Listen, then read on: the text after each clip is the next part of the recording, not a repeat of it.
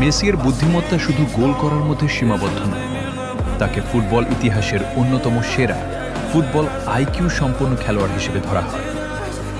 বল পাওয়ার আগে তিনি চারপাশে তাকিয়ে সতীর্থ ও প্রতিপক্ষের অবস্থান বুঝে নেন, কখন পাস দেবেন, কখন ড্রিবল করবেন আর কখন নিজেই শট নেবেন। এসব সিদ্ধান্ত তিনি খুব দ্রুত ও সঠিকভাবে নিতে পারেন। প্রতিপক্ষের রক্ষণে ছোট ছোট ফাঁকা জায়গা খুঁজে সেখানে নিজেকে এমনভাবে অবস্থান করান যা অন্য অনেক খেলোয়াড়ের পক্ষে কঠিন। এমন অনেক পাস তিনি দেন যা অন্যরা আগে থেকে কল্পনাও করতে পারে না। গুরুত্বপূর্ণ ম্যাচেও তিনি সাধারণত ধৈর্য ধরে খেলেন এবং চাপের মধ্যে সঠিক সিদ্ধান্ত নেওয়ার চেষ্টা করেন।